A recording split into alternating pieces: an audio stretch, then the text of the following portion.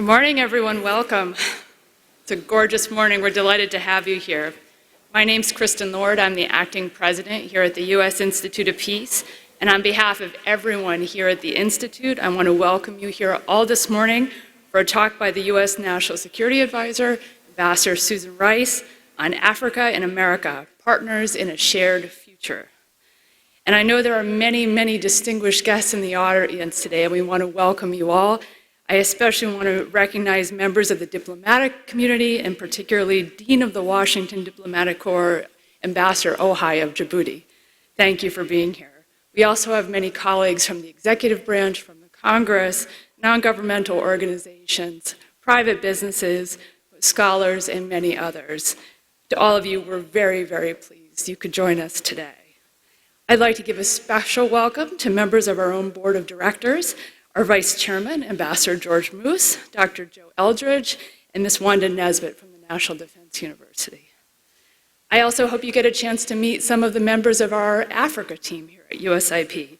Ambassador Johnny Carson, Ambassador Princeton Lyman, incoming director of our Africa program, Susan Stigant, and many others. Please take the time to speak with them after the event. For those of you who are joining us here for the first time, the U.S. Institute of Peace is a congressionally created, independent, and nonpartisan institution. Our mission is to prevent, mitigate, and resolve violent conflicts around the world, and we do this by engaging directly in conflict zones and also by sharing education, analysis, and resources to all those who share our mission of working for peace. Today's event reflects USIP's commitment to contribute to the Summit of African Leaders that President Obama is convening here in Washington next week, as well as to support the many follow-up steps that will come out of that summit. This event also reflects USIP's commitment to preventing, mitigating, and managing conflict in Africa. We believe that while much progress has been made on the continent and several African economies are flourishing, violent conflict continues to restrain growth across the continent. And from Nigeria to South Sudan to Somalia and elsewhere, the task of preventing and mitigating conflict remains an all too significant challenge. Indeed, violence threatens to undermine many of the gains that have been made, as well as Africa's great potential. We look forward to engaging with Ambassador Rice and our partners in Washington and across Africa to address this challenge and to support Africans as they realize their full potential. So today's event occurs only days before 50 African heads of state arrive in Washington for the very first ever U.S. Africa Leaders Summit. It's an event for which USIP serves as the global media center. That's why there's so much construction in the building. So thanks to our team and to all of you for your flexibility. This construction gives us a rare opportunity to have an event in this space, which is our International Women's Commons. Next week's summit presents a historic opportunity to examine how a partnership between the U.S. and Africa is based on a shared commitment to economic growth, peace, and security. And there are a few better people positioned to prepare this summit than Ambassador Susan Rice. As a Rhodes Scholar at Oxford, she traveled widely across Africa. She wrote her doctoral dissertation on Zimbabwe's struggle for independence. In the Clinton administration, she served with distinction as a senior director for African affairs on the National Security Council staff. She then moved to the State Department, where she was Assistant Secretary of State for African Affairs during one of the most challenging periods in Africa's history. In that position, she negotiated an end to the Ethiopian-Eritrean conflict, helped set in motion the end of the massive conflict in the Democratic Republic of the Congo, championed the establishment of the Africa Growth and Opportunity Act, led the recovery and reconstruction of the U.S. embassies in Dar es Salaam and Nairobi after the al-Qaeda bombings in 1998, and strengthened U.S. relations with the African Union and other regional organizations. She was also at the Brookings Institution, where we overlapped just briefly, leading important work on fragile states, and more recently, as President Obama's ambassador to the United Nations, Ambassador Rice followed Africa's developments closely in the Security Council and was an influential voice on Africa policy issues in the President's cabinet. And now, of course, Ambassador Rice is providing important leadership and counsel in her role as U.S. National Security Advisor. Ladies and gentlemen, please join me in welcoming Ambassador Susan Rice.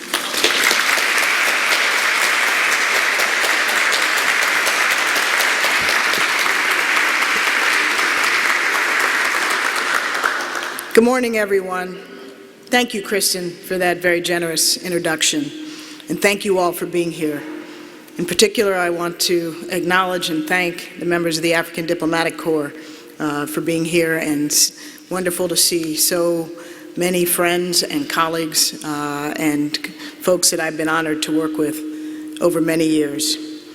I want to thank the team, everyone here at USIP, not only Kristen, but David Smock, so many of my friends and former colleagues in government, including Johnny Carson, Princeton Lyman, George Moose, for all you have contributed to making this African Leaders Summit next week the historic event that we look forward to. Kristen, as you said, we're at T-minus 5 days, and we're all working flat out to make this summit a great success. As you know, these days, there's no shortage of demands on President Obama and our national security team. We're addressing complex challenges from Russia's illegal actions in Ukraine and the conflict in Gaza to the violence in Iraq and Syria. In every instance, the United States is at the center of international coalitions that are working to advance peace and security. But we're acting with equal energy and determination to seize opportunities for progress, including in Africa. There's long-standing bipartisan support for strengthening America's partnership with Africa. Africa is a region where we can improve lives and raise incomes for Americans and Africans alike, if we commit to working together. So as we look ahead to the summit next week and to the future of our partnership with Africa, I want to highlight what we're working to accomplish. Let me begin by underscoring, as many of you know well, that today's Africa is not at all the same place it was when I served as Assistant Secretary of State during the Clinton administration. In less than 20 years, in the space of one generation, even as major challenges remain, Africa has witnessed remarkable change. Back then, Sierra Leone was locked in a decade-long civil war, with rebels hacking off limbs and abducting UN peacekeepers. Today, Sierra Leone still faces great challenges, not least Ebola, but it is also contributing now peacekeepers to missions of the United Nations and the African Union. And last March, President Karomo decided Sierra Leone would join the Open Government Partnership. That's one generation of change. Back then, close to 60% of Africa's population lived on less than $1.25 a day. Too many still live in poverty, but that number has now dropped below 50%. And Africa is home to 6 of the 10 fastest growing economies in the world, an emergent middle class, and robust markets for foreign direct investment. That's one generation of change. In 2000, AIDS was ravaging Africa, and every projection showed the disease growing and spreading exponentially. But through PEPFAR, where President Obama has been able to build on a historic foundation laid by President Bush, the United States and our partners together have broken that curve. We've modernized our approach to match Africa's progress, and today we're setting our sights on ending the scourge of AIDS. That's one generation of change. We can measure Africa's progress along any number of dimensions, but one of my favorites is the attitudes and ambition of the young Africans who grew up in this era of transformation. I'm very much looking forward to meeting with many of them later today. 500 young public servants, entrepreneurs, and activists from across Africa, from every African country, who are part of the inaugural class of Mandela Washington Fellows, the exchange program that President Obama launched last year in Soweto. For my money, the commitment of these young people is the best indicator of Africa's progress and the most reliable predictor of Africa's success. The United States has enduring connections to people and partners across Africa, earned through decades of friendship and investment in one another. Africa also has strong ties with other regions and nations, but America's engagement with Africa is fundamentally different. We don't see Africa as a pipeline to extract vital resources, nor as a funnel for charity. The continent is a dynamic region of boundless possibility, and as President Obama said it in Cape Town last year, we're building, and I quote, a partnership of equals that focuses on your capacity to solve problems and your capacity to grow. Those are two important ideas, capacity and equality. By capacity, we mean Africa's ability to ultimately provide fully for its own needs without being dependent on assistance. We want Africa to create its own jobs, to feed itself, to care for the health of its people, and to prevent and resolve conflicts. Above all, we want to help Africa build the human capital that is so crucial to its future. And that's what our Young Leaders Initiative is all about. That benefits us all. When 1 billion Africans can live in greater prosperity, security, freedom, and dignity, America is better off. The second key is equality. Obviously, there are differences of resources and strengths, both among African countries and between Africa and the United States. But an equal partnership means we deal with one another with mutual respect. We meet our commitments to one another.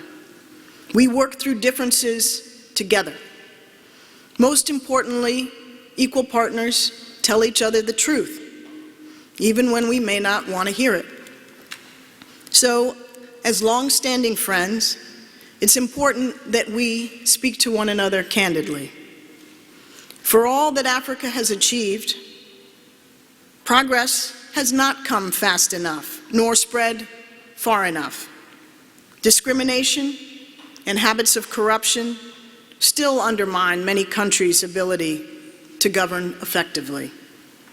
Some nations hold themselves up as global leaders on certain issues, while insisting on lower expectations for Africa on other issues. But leaders can't pick and choose among the responsibilities that come with being full players in the community of nations. Leaders must lead, especially on difficult issues, and protecting the human rights of all their people, regardless of religion, gender, ethnicity, or sexual orientation, is a government's first duty. Of course, this truth-telling goes both ways. The United States can also do better. We have much more work to do to change outdated mindsets in which Africa is often marginalized. Too many Americans still only see conflict, disease, and poverty, and not the extraordinarily diverse Africa brimming with innovation that's driving its own development. We need to acknowledge that African economies are already taking off, and that the United States can do more to compete, to be a full partner in Africa's success. So this is the moment to take our partnership to the next level. And that's why President Obama is hosting this historic summit. Nearly 15 African presidents and prime ministers are scheduled to attend. We'll be joined by leaders from civil society, faith communities, and the private sector. We've deliberately focused the summit beyond the crises of the moment to envision the future we want and how we can work together to achieve critical goals 10 and 15 years from now. We're focused on three major priorities: investing in Africa's future, advancing peace and stability, and governing for the next generation.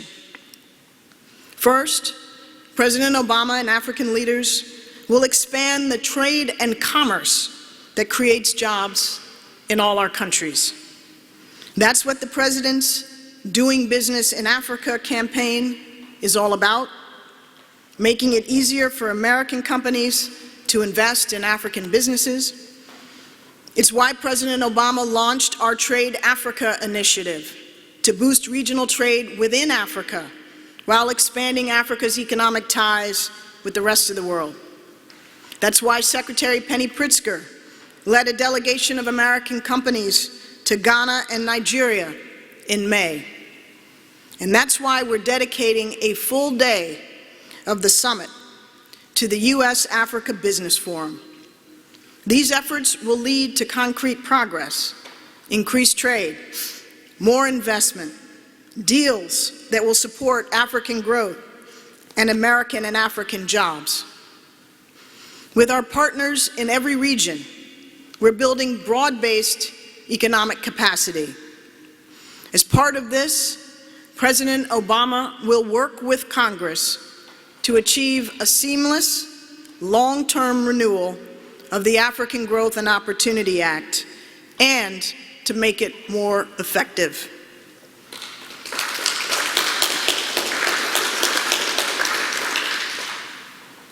Sometimes it's easier for African nations to trade with Europe or even the United States than with their nearest neighbors.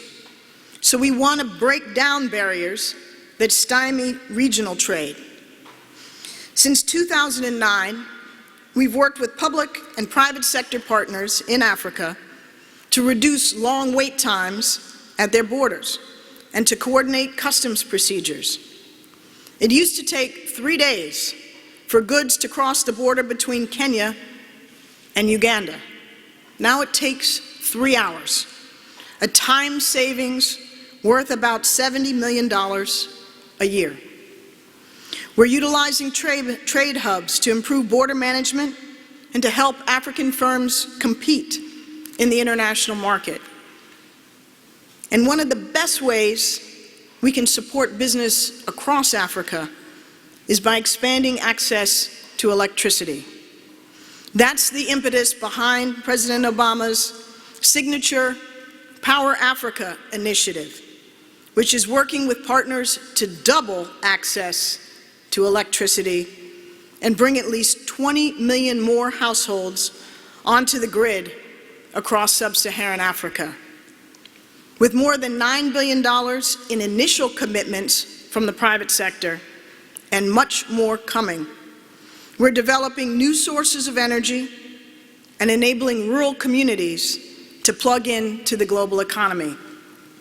And at the summit, we will build on that progress so that Power Africa becomes a lasting legacy for the United States on the African continent. Of course, it's hard to build a business if you're struggling to feed your family or if you're too sick to work. While Africa is no longer home to the majority of the world's poor, economic privation is still deeply entrenched. And critical to building Africa's capacity for trade is investment in Africa's development. Rather than dictating outcomes, we recognize that Africa's future will be determined by its own people. So we've built our development programs around African leadership. Our focus on agricultural development stems from the African Union's commitment to make food security a continent-wide priority. It's not enough to react to crises, the latest drought or famine. We must break the cycle of hunger and poverty. And that's why Feed the Future works directly with smallholder farmers to make sure people can feed themselves by increasing crop yields and raising incomes. In the past 2 years, the New Alliance for Food Security and Grow Africa, the Grow Africa Partnership, have helped more than 2.5 million farmers in 10 African countries. We're taking the same approach to global health. We're not just distributing medications and administering vaccines. Together, we're developing comprehensive health systems and strengthening nations' abilities to care for their own people. We're reducing deaths from preventable diseases and improving outcomes, particularly in maternal health and child health. And thanks to the historic commitments we continue to make, we're approaching the day when we can herald an AIDS-free generation. The second key issue on the summit agenda next week is how we can advance peace and regional stability. Here, progress has been particularly uneven. We've seen significant improvements in places like Liberia and Angola, but in the Eastern Democratic Republic of Congo, in Sudan and South Sudan, violence and conflict have become entrenched. In Somalia and Mali, weak governance and extremism have enabled terrorist groups to take root. Contrary to some claims, the United States is not looking to militarize Africa or to maintain a permanent military presence. But we are committed to helping our partners confront transnational threats to our shared security. I say this as the person who got the 4 a.m. phone call 16 years ago when Al-Qaeda bombed our embassies in Kenya and Tanzania. Today, Al-Qaeda in the Islamic Maghreb is controlling parts of Mali. Boko Haram bombs markets and kidnaps young girls. And Al-Shabaab terrorizes a shopping mall in Nairobi. That is why we are stepping up our efforts to train peacekeepers who are professional and effective forces who can secure the region and, by extension, the global community against terrorist threats and against threats that derive from conflict. For example, the African Union mission in Somalia has weakened Al-Shabaab and created conditions for Somalia's nascent government to operate. African nations provide AMISOM's troops, while the United States and other international partners help with training, equipment, and salaries. We're also supporting African Union forces working to root out the Lord's Resistance Army in Uganda and Central Africa. Between 2010 and 2013, our cooperation has brought about a 75% drop in the number of deaths caused by the LRA and a 50% drop in abductions. Since President Obama took office, the United States has contributed close to $9 billion to United Nations peacekeeping operations in Africa. Since 2005, the United States has trained almost 250,000 peacekeepers from 25 different African countries. More capable peacekeepers are now deployed across the continent. Rwandans, for example, who 20 years ago suffered a terrible failure of UN peacekeeping, are today among the largest and most respected contributors. And we're committed to making sure that African peacekeepers have the capacity to deploy quickly when conflict erupts in order to save lives and help avoid costlier international interventions down the line.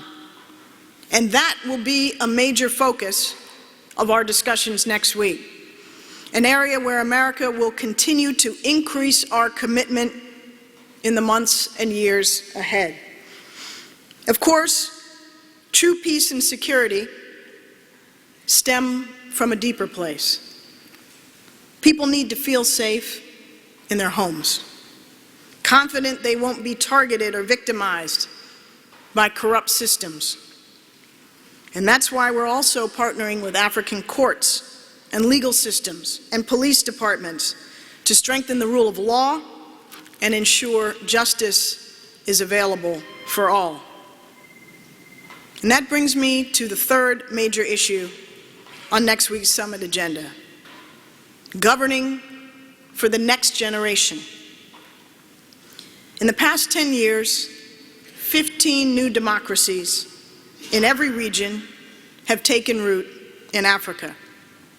Earlier this year, Tunisia, for example, adopted a new constitution that enshrines core rights for women and upholds an inclusive political process. But we've also seen countries backslide towards autocracy. The United States cannot and does not try to dictate the choices of other nations. But we are unabashed in our support for democracy and human rights.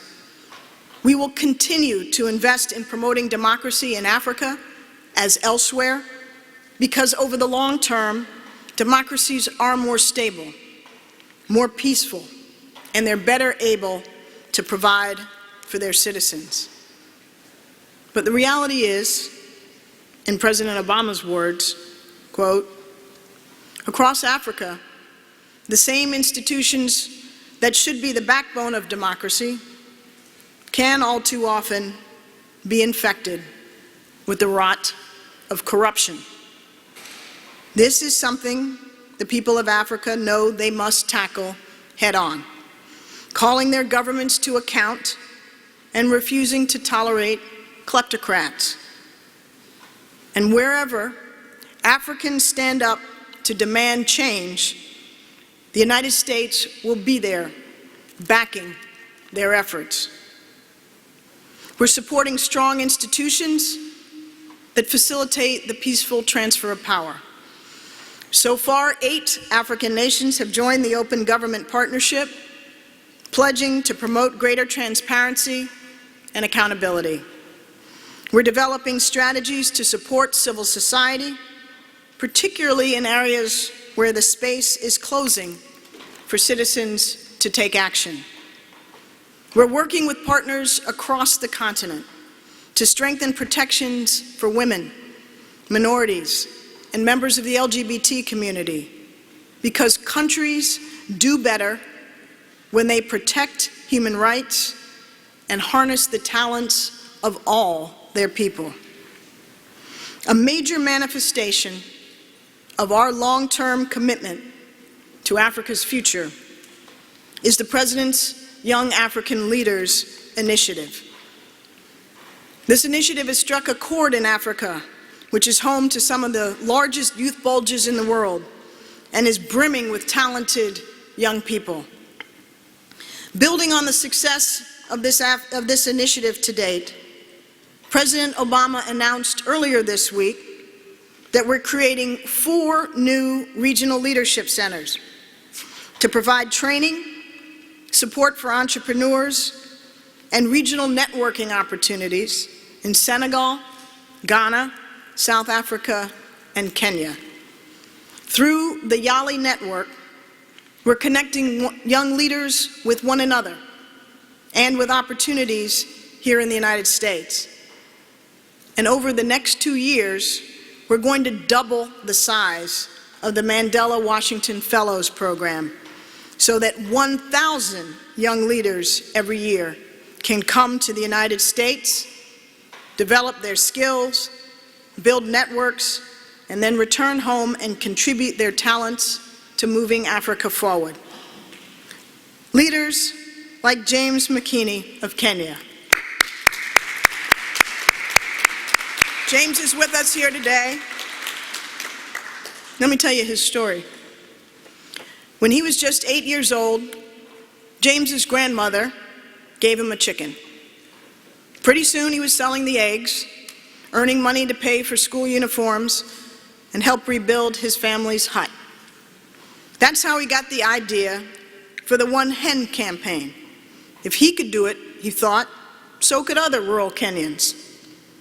In the past 3 years, James has helped provide 50,000 women with chickens, generating more than $3 million for those women and their families.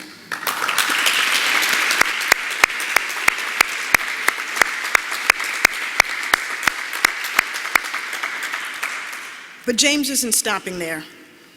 As a Mandela Washington Fellow, he's gaining tools and a network that will help him take his work to the next level and expand the One Hand campaign across Africa. James, you and your colleagues in the Mandela Washington Fellows Program make us proud, and they inspire us to nurture and deepen the commitment between the United States and Africa. I want to thank all of you.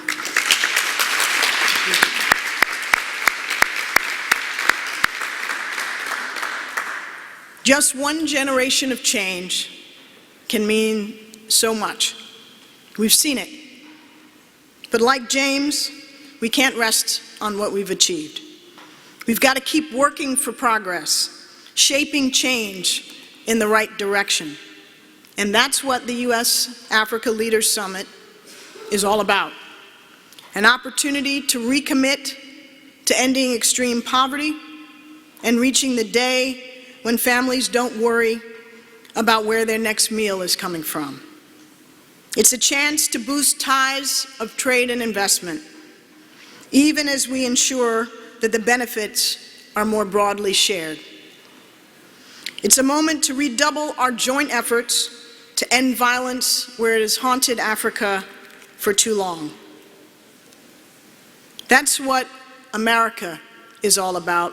We're about an equal partnership with Africa, one that builds African capacity because we understand that Africa's success is in our common interest.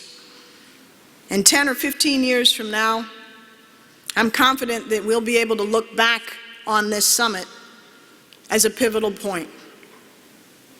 Across a vast and energetic continent, from the northern sands of Morocco to the Masai Mara in the east to the tropical forests of Madagascar, Africans are already seizing historic opportunities.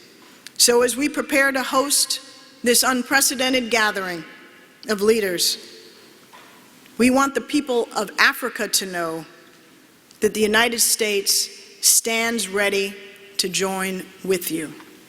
We share your vision of a future that is more prosperous, more equal, and more free. A future that can be defined by the limitless potential of what Africa and America can achieve together as equal partners. Thank you all very, very much.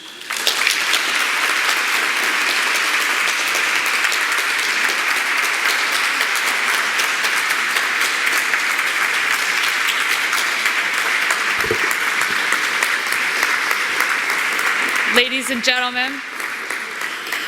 and gentlemen, will you please stay in your seats to allow Ambassador Rice and her party to depart? But before she goes, please join me in thanking Ambassador Susan Rice and conveying all of our best wishes for a successful summit. Thank you.